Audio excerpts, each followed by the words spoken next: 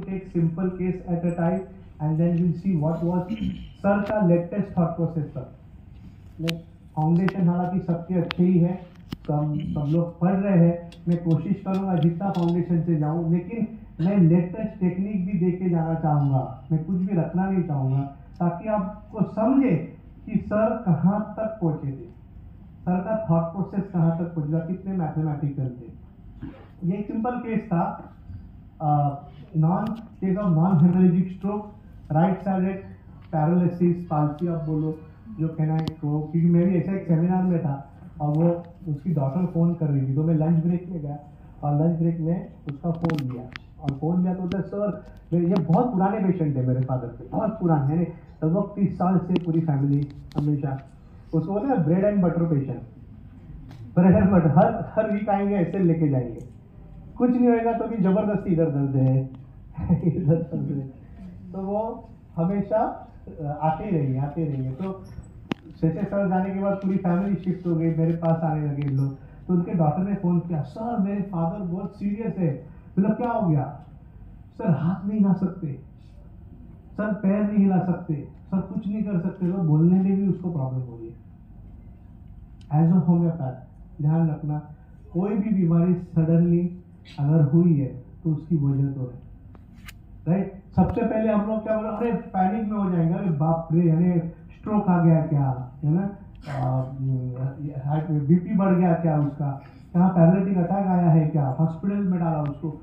सबसे important homeopath को काम रह के वन स्टेप बाय स्टेप हमको उसकी पूछताछ शुरू कर लिया, आगे जा। I was traveling for a seminar and I got a phone call from Setuben, the daughter, saying my father is behaving very weird and he's having tremendous weakness. Sir, he's not able to talk, not able to lift his hand, not able to walk. He's complaining, weak voice, weakness in speaking. He's become very slow, in state of confusion.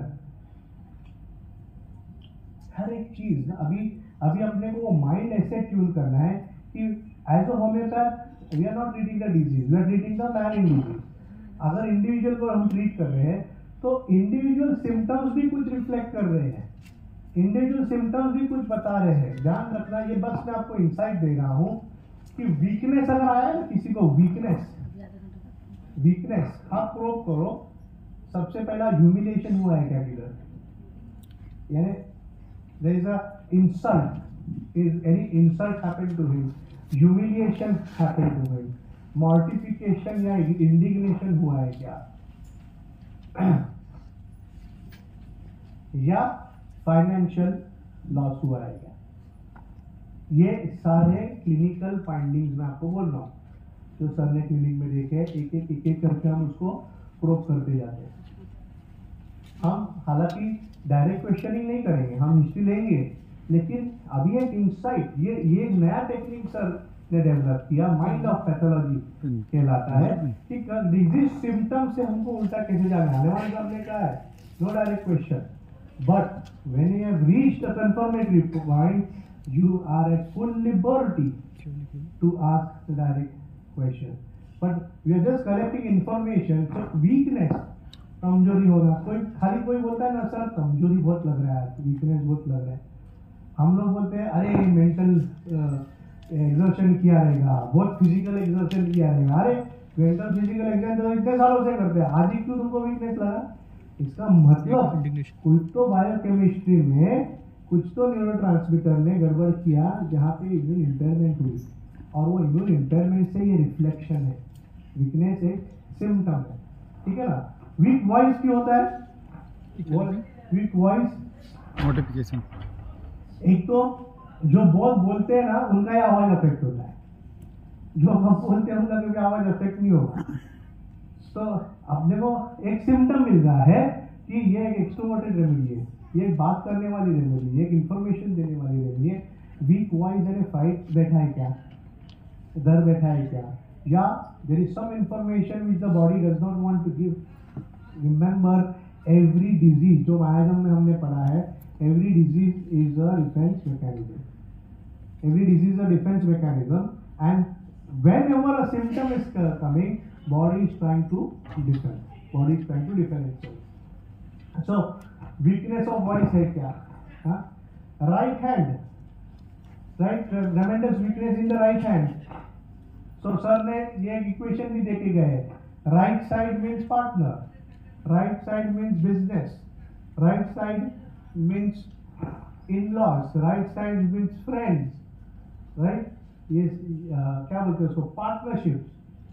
Left side is the sensitive side, left side is for mother, sisters, brothers, home. तो left side, but we have to see whether it is right side और left side. तो अभी हम जब एक एक symptom, यानी हर एक पेशेंट लेके सिम्टम लेके आता है हमारे पास, तब हम उसको पूरी एक्सरे की तरह पढ़ सकते हैं कि राइट हैंड में पहले तो पूछो राइटी और लेफ्टी हो। अगर राइटी है तो सही है राइट हैंड, तो राइट साइड है। अगर लेफ्टी है तो ये चीज उल्टी हो जाती है, बराबर। तो राइट साइड वीकनेस है क्या? Right hand weakness. So right hand से हम क्या क्या करते हैं? Right side is controlled by the left brain, right side is controlled by the left brain. So right side से हम क्या क्या करते हैं? राइट साइड से काम करते हैं। रोज हम क्लिनिक जाएंगे, हम ऑफिस जाएंगे, हम प्रिस्क्रिप्शन करेंगे, हम मार्केट में जाएंगे, हम घर का काम करेंगे। ये काम करने वाला हार्ट है, right. So this is a industrious hand. So somebody, so सबसे पहला राइट हैंड वीकनेस आया ना, यार हम लोग पूछते हैं कहाँ आपका काम में कमजोरी आई है, या काम में आप कंट्रोल नहीं कर पा रहे, या काम में आपकी चलती नहीं है। जब ट्रेमलिंग होता है ना, ट्रेमलिंग, तो कंट्रोल लॉस। तो बिजनेस में करने वाले कोई दूसरा आदमी आया, पूरा बिजनेस संभालने की कोशिश कर रहा है, मेरा कंट्रोल जा रहा है, because trembling is loss of control. Weakness is lesser importance, lesser control. I am unable to handle. Weakness is I am unable to handle certain things. मेरे हाथ में वो चीज आ नहीं रही है. It's become very slow in a state of confusion. It's become very slow. तो ये भी एक डिस्पोजिशन है कि ट्रॉमा जब होता है, माया जब हम समझते हैं, psora is inflammation, sycosis is accumulation, proliferation, synthesis, right, and syphilis is destruction. So जब कोई ट्रोमा होता है, जैसे हनुमान साहब ने कहा है, सर भी कहते थे कि nobody can be free of सोरा। पहला ट्रोमा होता है तो फर्स्ट इन्फ्लेमेशन आएगा ही आएगा। ये इन्फ्लेमेशन साइकोसिस में जाएगा या सिफिलिस में जाएगा, उसका जीन्स के अनुसार है, ये उसका डिफेंस मैकेनिज्म है। तो हमें उसे ट्रेस करना है, हमें उससे पीछे जाके ट्रेस करना है कि इसकी पहली तो सेंसिटिविटी क्या है, what is sensitivity is the element from, right, what was this patient sensitive to and how is he reacting. So reaction is confusion, are you with me, right, reaction is confusion, reaction is slowness. So trauma जब हुआ है तो वो confusion में गया है, slowness में गया है, स्लरिंग में गया है, etcetera, and weakness and palsy में गया है। पर what was that trauma which is caused him, हमको ढूंढना पड़ेगा। So she said we are unable to know what's happening with him.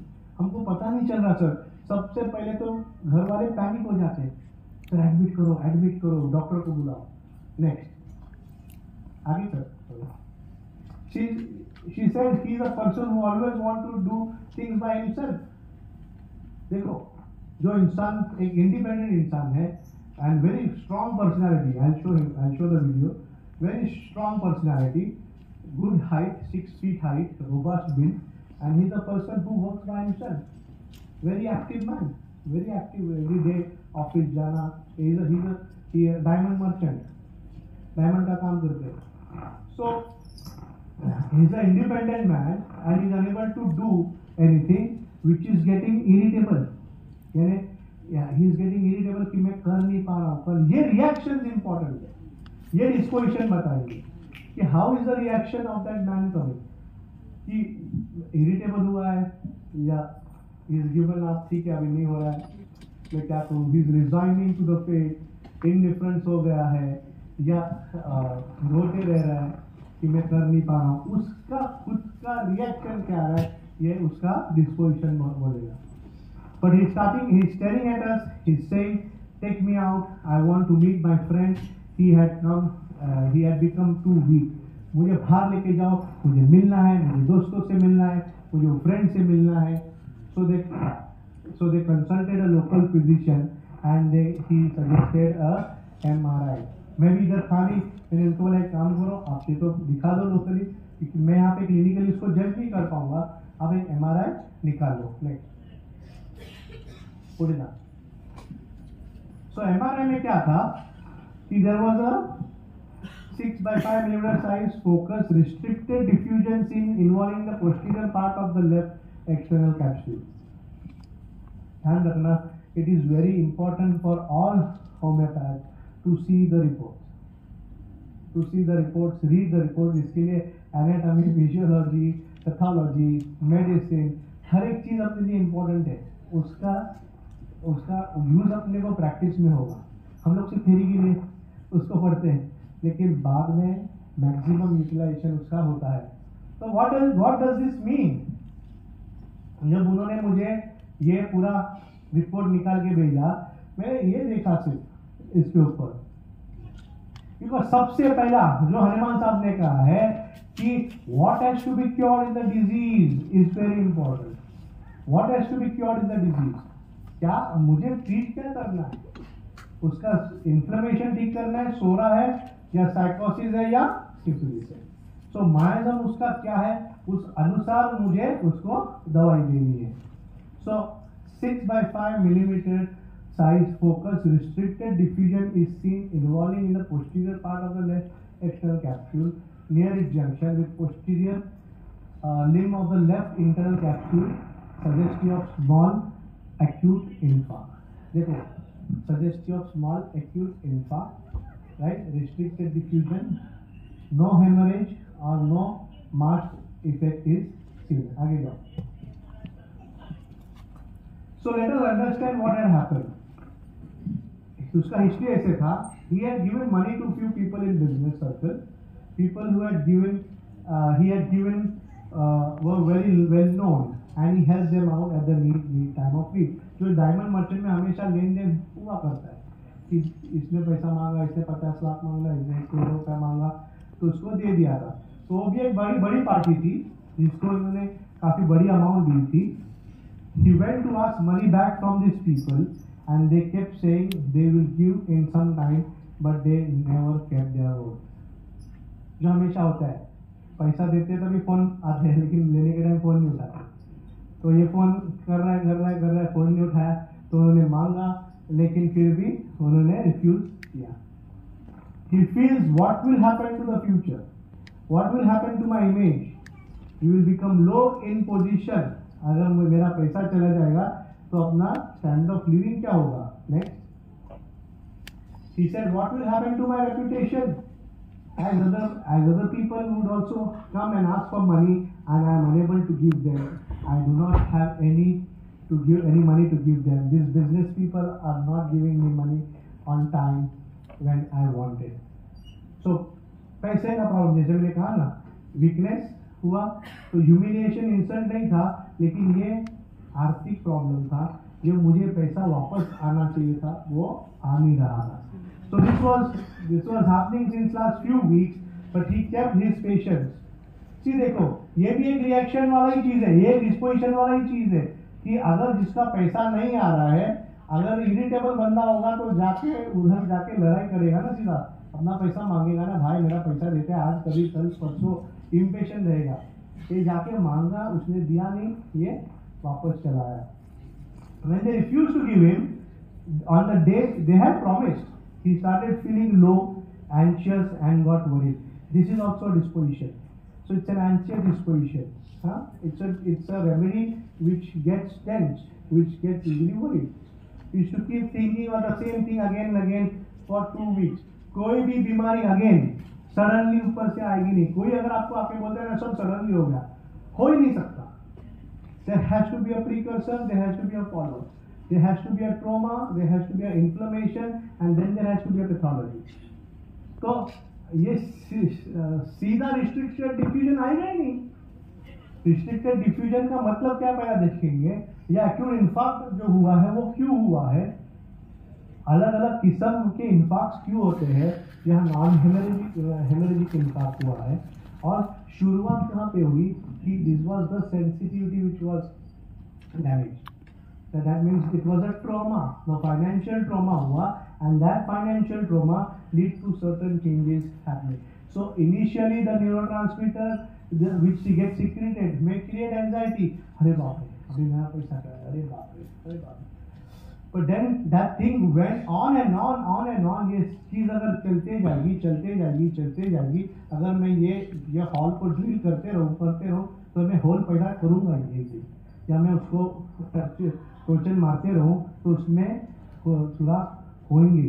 वैसा ही बॉडी है कि ये न्यूरोट्रांसमीटर बन के again that anxiety and thinking and thoughts created a particular pathology. Next, he started feeling that my money will never come back to me. See that primary is anguish, so anxiety is sora, right? As anxiety goes up, there is first anguish. Anxiety का उभरा हुआ part is anguish, and जब anguish enough नहीं होता, anxiety is ready to fear, and anguish is expression. That means it is anxiety plus expression into physical. Oh my god, मेरा पैसा आया के लिए, and then when that anguish is not sufficiently disposed enough, then there comes the fear. So sora is not good enough, then goes to psychosis. So वो fear, इसके लिए जो sir ने कहा है, हनुमान साहब ने कहा है कि first part of psychosis is always dynamic, and then it goes to a dynamic phase. So dynamic phase is where that anguish is getting converted into fear. धीरे वो he started that, oh, I'm never going to get my money back. He started to tell his wife what to do when he can get back his money. It was quite a huge sum. 1 crore के आसपास की कीमत उन्होंने दी थी, और कोई होता तो 1 करोड़ रुपया बहुत बड़ी चीज होती है, तो 1 करोड़ रुपया उसने दिया है, वो वापस नहीं दे रहा है. So again thinking of money all the time, money causing weakness, generalized weakness, causing weakness of the hands, weakness of the voice. I don't feel like facing these people. It's my own money and I am unable to get it back when I want it. I'm feeling shame. I'm feeling ashamed. मुझे शर्म आ रही है कि इन लोग पैसा क्यों नहीं दे रहे मुझे वापस में. So acute या chronic केस उसको आपको समझना है, यानी फिजियोलॉजी है rather than acute and chronic. ऐसे समझो कि ये फिजियोलॉजी चल रही है बिकॉज ये एंजाइटी बना हुआ है, ये थॉट्स बने हुए हैं, और ये थॉट्स और एंजाइटी एक पैथोलॉजी को बना रहे हैं. आगे जा. So useful to the physician, assisting him to cure the particular, the most probable exciting cause of acute disease. That means अगर एलिमेंट फ्रॉम मुझे कुछ मिलता है तो, लेकिन अगर एलिमेंट फ्रॉम यानी अगर फिजियोलॉजी है, फिजियोपैथोलॉजी की तरफ जा रहा है, फिर भी अगर मुझे कोई एलिमेंट मिला तो मेरा शायद ये 360 डिग्री कवर होगा. So the most, and then in chronic cases, the most significant point in the whole history of the chronic disease to enable him to discover the fundamental cause, which is generally because of the chronic miasma. यानी peculiar चीज क्या है इसमें, अभी अपने को उसका fine tune करके देखना है. What is the most peculiar thing? Where that anxiety was heading to? Next. So this such case will be called as psychosyphilis. So physiology से साइकोसिस हुआ है, और साइकोसिस से अगर इन्फार्क्ट की तरफ जा रहा है तो ये साइकोसिफिलिस की तरफ जाने, जहाँ फिजियोलॉजिकल बेस है लेकिन अभी it's threatening to go towards syphilis. See that.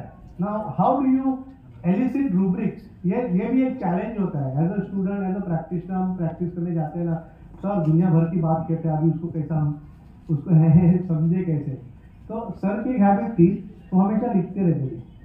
Write down the patient's word, what the patient is saying, and then try to interpret that and try to convert that into a rubric. The people who had given him money, right, were not giving him money when it is needed or on time. So anxiety about money तो था. Then anxiety about future था कि मुझे पैसे नहीं आएंगे तो क्या होगा, पैसे नहीं आएंगे तो मेरा आगे कैसे होगा, लोग क्या कहेंगे. And then how shall I face the situation if money is not given to me at the right time and I have no money when people are asking me. आगे जाओ. Right? So what will happen to my reputation? So reputation means it is an esteem remedy as well. It's an esteem remedy as well. Every person has three biological needs: love, support, and esteem. It can be mixture of all three also. So मैं लोगों को चेहरा क्या बताऊंगा, मैं लोगों को face क्या बताऊंगा. तो ये अगर जो कहता है तो एक रेपुटेशन उसका अफेक्ट हुआ है. Whether my money will ever come back. These people I don't think will ever give my money back. आगे जा. So it is kind of a financial embarrassment. This is something like a financial embarrassment. कोई ऐसे situation में आ जाता है ना कि मैंने पैसा दिया है और अब तक मेरा खुद का पैसा मांगने को मुझे शर्म आ रही है कि वो टाइम पे नहीं दे रहे, वो टाइम पे नहीं दे रहे. So this is a typical situation where he faced financial embarrassment. I am embarrassed to ask my own money. आगे जा. So what is that? Secondly, on the body we have to understand what do you mean by restricted diffusion. ये restricted diffusion जो word है, restricted diffusion का अर्थ क्या होता था? तो मैं I have googled it and I was trying to study different kinds of scans and different patterns of scans. What does this word mean? Avila. So restricted diffusion is a hallmark imaging feature of acute cerebral infarct and its most widely appreciated association within usually 1 hour of the insult. So it's an acute चीज होती है. The pathophysiology, see that the pathophysiology of restricted diffusion in the vast majority of the cases result from failure of energy dependent adenosine triphosphate production in the cell membrane, resulting in intracellular cytotoxic edema. इसका मतलब क्या है? restricted diffusion होता क्यों है? यानी जहां energy consumption deplete हो जाता है, एडिनोसिन एटीपी है ना, लिखा है ना, failure of energy dependent adenosine triphosphate. So ATP production cell membrane जब कम होता है, अभी एटीपी प्रोडक्शन क्यों कम होता है? Because whenever you are using too much of your brain and too much of your thoughts. अरे ये होगा कि नहीं सर, ये होगा कि नहीं, ये मेरा पैसा आएगा कि नहीं, आएगा कि नहीं, ये एंजाइटी जब बनती है, ये एंजाइटी बनती है, दैट एंजाइटी, एंग्विश, फियर जब बनता है, that is utilising lot of energy ATP from the cell. And when this ATP is utilised from the cell, then there is a resultant failure and which produces intracellular toxic cytotoxic edema. So this restricted diffusion is a resultant of depletion of ATP and there is a resultant reason for the acute infarct which happens, which is non-hemorrhagic. So there can be multiple reasons for which an infarct is happening, whether there is a blockage, whether there is a blood pressure which is high. So there can be reasons which are highly demarcative. Here it was excessive brain usage. Excessive brain use कर करके इतना ATP use कर दिया था कि cell membrane में कुछ energy बचा नहीं है, तो वो जाके एक्यूट रिस्ट्रिक्टेड डिफ्यूजन पैदा कर दिया होगा. And then the doctor when they saw, neurologist ने देखा, oh immediately you have to admit. देखो how we are different, how what Hahnemann mentioned, that dare to be wise, because once you understand the miasm, what this miasm is psychosyphilis. So restricted diffusion हुआ है, वो focus आया है उधर, वो acute infarct हुआ है क्योंकि एनर्जी बची नहीं है, एटीपी प्रोडक्शन ही कम हुआ है because of excessive uses of the brain. अगर इसको हम हॉस्पिटल में डालें, अगर इसका इलाज शुरू करें, उन लोग एडिमा के लिए दवा देंगे, उनको लोग इन्फार्क्ट के लिए दवा देंगे, तो वो जाके ग्रॉस पैथोलॉजिकल इम्पैक्ट और क्रिएट कर सकेगा। तो उसके पहले अपने को इंटरवीन करना है, उसके पहले उसको राइट दवा देनी है। Next, so let's see that, right. One more very important aspect of restricted diffusion is that less frequently this MRI abnormality is seen with other conditions including neoplasms, intraocular infection, traumatic brain injury, demyelinating brain, यानी जो deeper seated है ना demyelinating, उसमें आएगा ही नहीं, उसमें आएगा ही नहीं, या फिर बहुत कम कंडीशन में आएगा। लेकिन ये that means it is not a frank syphilitic condition which I was looking at. It was purely physiological, physiopathological, psychosyphilitic condition because overuse of the brain. Next. So, which आगे जा, एक minute, which means the whole finding में क्या हो गया, इसका मतलब क्या बन रहा है, जो दो ये acute infarct हुआ है, ये पैरालिटिक कंडीशन नहीं है। पैरालिटिक कंडीशन में आप हाथ उठा भी नहीं पाओगे, आपकी आवाज जरा भी नहीं निकलेगी, आप हिल भी नहीं पाओगे, आप इसको इधर से इधर भी नहीं कर पाओगे। This is called as paresis, this is called as weakness. तो जब हम रेपर्टरी पढ़ते हैं, बहुत बड़ा चैप्टर है वीकनेस ऑफ पैरेसिस का। So we have to differentiate what is a paralysis and what is paresis, what is weakness. So as a homeopath, we have to tune ourselves. Just because the patient is saying that मैं हाथ हिला नहीं सकता, हम सीधा paralysis नहीं ले सकते। एक्चुअल पैरालिसिस है क्या, एक्चुअल पैथोलॉजी है क्या, एक्चुअल इन्फार्क्ट ऐसे हुआ है क्या, एक्चुअल पैरालिटिकल सिचुएशन बनी हुई है क्या, then I need to go still higher. पर यहाँ पे it was physiological disturbance and that physiological disturbance was causing weakness and paralysis. Are you with me, right? So this physiological condition, this weakness हो रहा है। So I said, सेतुबेन please if you trust us, don't admit उन रमेश जी को आप admit मत कीजिए, 70+, उन लोग पार्ट लगा देंगे। आप प्लीज घर पे रखिए, मैं कुछ रेपेटाइज करके आपको दवा बोलता हूँ, आप दीजिए और 2 दिन में वापस मुझे क्लिनिक में लेके आइए मिलने के लिए। So आगे जाओ। So weakness and paralysis, so continuous thinking about money। आप एक चीज को लेके बार बार अगर सोचते रहेंगे ना, तो आपका एटीपी कंजम्पशन होने ही वाला है। आप देखो, आप यूटिलाइज करने ही वाले नहीं, और आपका वैसे डिस्पोजिशन होगा तो अलग अलग इस पे वो एक्सप्रेस करेगा। So giving rise to weakness and paralysis and infarct. Acute infarct is also because of weakness. Next. So मैंने सिर्फ उठाया ailments from financial loss, ailments financial embarrassment हुआ था। So one is ailments from financial loss and weakness, enervation, exhaustion, prostration, general. weakness, exhaustion, prostration, ये बहुत बढ़िया rubric है। अगर आप जनरलिटीज में weakness, enervation खाली देखो ना, और बहुत सारे acute physiopatological जो इन्फार्क्ट्स है, जो रिस्ट्रिक्शन डिफ्यूजन वाले निकलते हैं, वो इसमें ये रूब्रिक कॉमन आ सकता है। तो उसमें मुझे chilly, thirstless, irritable, money minded remedy चाहिए था। अभी हम लोग क्या करेंगे मालूम है, अभी हम लोग उसको रूलिंग नहीं करेंगे, अपन उसको रूल आउट करेंगे। तो the remedy which does not get fit is the remedy for us. He was chilly, तो सारे हॉट रेमेडी जो चले गए, नैट्रम, पल्सेटिला, हाँ ये सब, विराट्रम, ये सब चले गए। बचा Ignatia, nux, calcarea, arsenic and arnica. तो पहला can he be a nux vomica. नक्स होना तो जाके लड़ता था ना, 2 तो माँ बहन की गाली देता था पहले, और फिर पैसा निकलता था, अरे तू पैसा नहीं देगा मेरा पैसा। ये जाके ये he is a dignified man, he is a good dignified man. He went, he asked for his money, he did not get his money, came back. He is not a fighter like a Naxomica. Can he be a Ignatia? Ignatia will give inflammation of nerve. Ignatia will give degeneration of nerve.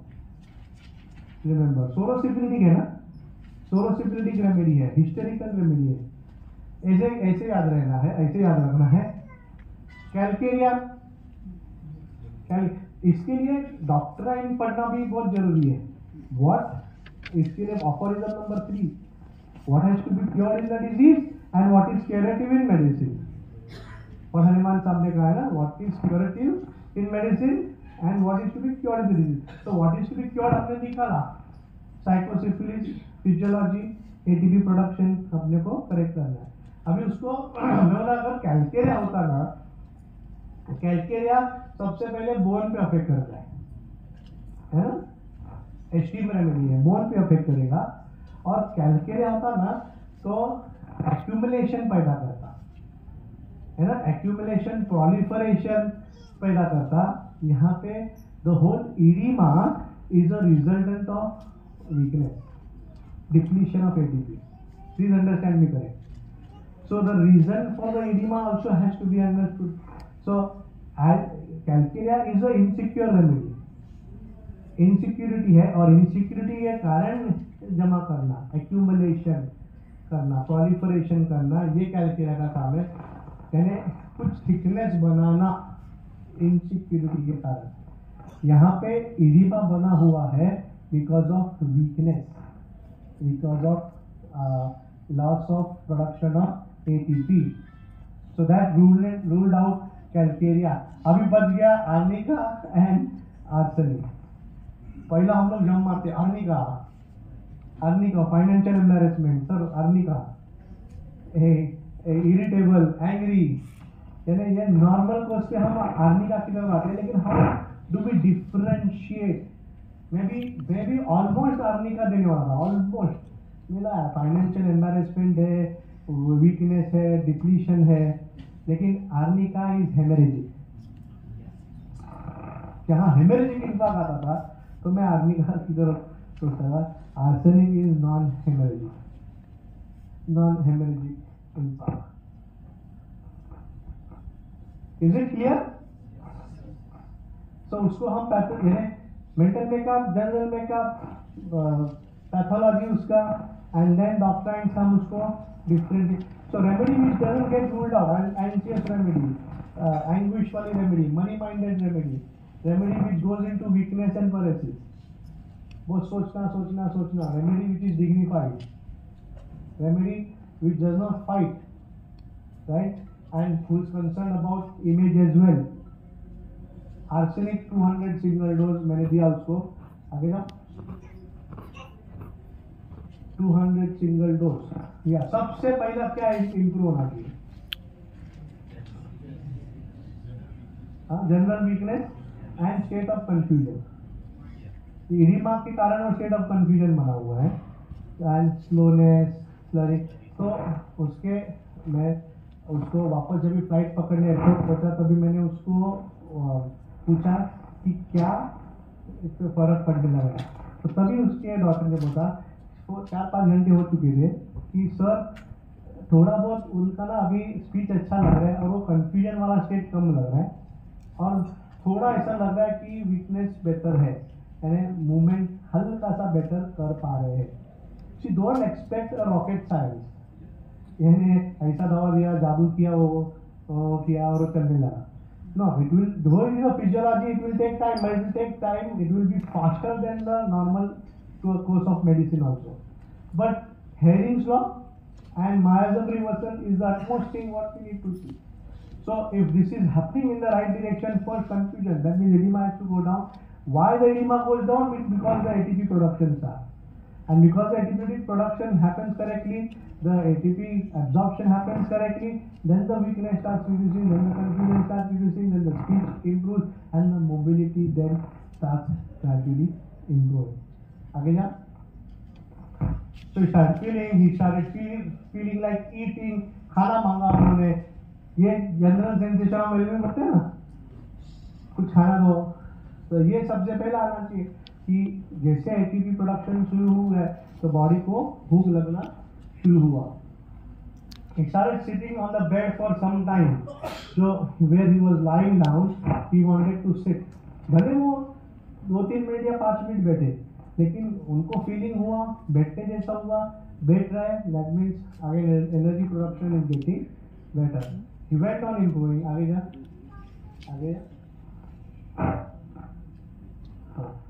ये almost 6-7 months के बाद में मैंने opposite बहुत improve होते होते गया, अभी वीडियो दिखा था मैं उनका, इम्प्रूव होते गए धीरे धीरे धीरे। वो मुझे पीछे पड़ रही थी, एमआरआई करूँ मैंने भाई एमआरआई में अभी कुछ नहीं आएगा, इतना जल्दी कुछ नहीं आएगा, एटलीस्ट 3-4 महीना तो मैं 3-4 महीना खींच के उसको लेके मैं 6-8 महीना तक लेके गया उसको। बोला what is more important, the patient improving no, और MRI of course is important, it will improve, but how can the pathology exist if the patient is improving, and the patient is improving in the right sense, that means the pathology has taken a back seat. As Hahnemann mentioned, aphorism number 78, where he mentioned that it is an insult to the common sense. Where Hahnemann mentioned it is an insult to the common sense that how can the pathology exist when the external malady reflected by the internal upheaval is existent. It cannot be. तो मुझे पता है अगर ये सब improve हो रहा है, एक्टिविटी सुधर चाहिए, उसको पहला सपोर्ट लगता था, बाहर खाना खाने के लिए वो पकड़ के लाती थी उसकी वाइफ, वो सपोर्ट छूट गया उसका, और धीरे धीरे एक्टिविटी बढ़ गई, इसका मतलब उसका रिपोर्ट अच्छा आना चाहिए। This was after 7 months, you see the MRI reasoning, no restricted diffusion was noted, completely clear हो गया था उधर से। रिस्ट्रिक्टेड डिफ्यूजन वो 6x5 मिलीमीटर का जो था इडिमेटर solution, why, because that was a resultant, the cause was ATP reduction. So arsenic corrected the miasm, arsenic corrected the process, arsenic corrected the ATP production. As a resultant, the edema में, as a resultant, the restricted diffusion also went completely. आगे जा, अभी video दिखा उसका। तो मैंने उनके doctor को बोला कि रमेश भाई को कह दे कि कुछ वीडियो बना के भेजो ना, मेरे को स्टूडेंट्स को दिखाना है कि कैसे थे क्या था। उसके बाद पहले थोड़ा वीडियो निकाला था, वो भेजा उसने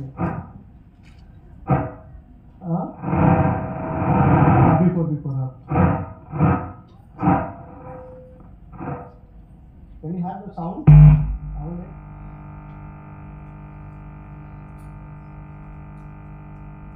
इधर से बड़ा कर देना।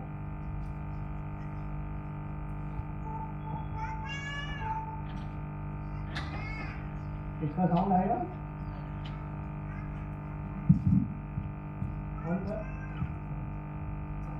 तो this was the first video, इसके बाद में साउंड है, इसके बाद वाले में साउंड है। ये was the first video where see that he could not walk, he could not even come to the dining table alone for breakfast,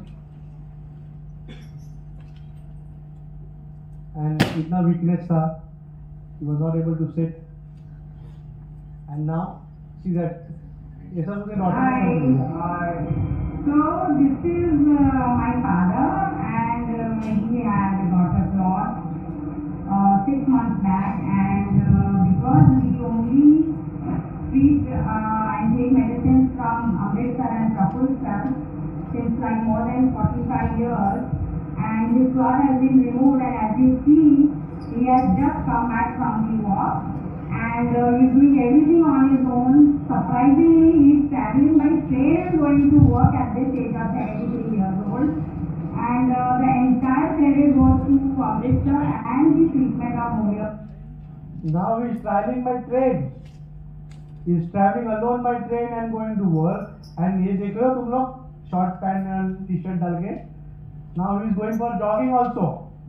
So he is going to the park, jog कर रहे हैं, walk कर रहे हैं, सब कुछ कर रहे हैं। तो ये जब मॉर्निंग वॉक को जा रहे थे तो उसने वीडियो निकाला कि अमृतसर को मुझे भेजना है कि सर हमारे फादर अभी वॉक कर रहे हैं, जॉग कर रहे हैं, मॉर्निंग वॉक को जा रहे हैं। लगा Which is miracles. I would suggest everyone that there cannot be any better medicine than homeopathy, and it is basically a miracle way of treatment, and Amritsar and Kapulsar is as good as God to us. So you've been seeing he does everything on his own. I put another video soon. Thank you. And now he is all ready to go to work. He works from morning 12 to evening 6 o'clock, and it's entirely the miracle of this medicine. and we are grateful and thankful completely to Dr. Amrit sir, and Praful sir is our like guru and God to us. Thank you. Bye. Bye. Bye. So what did this water? एक बूंद arsenic का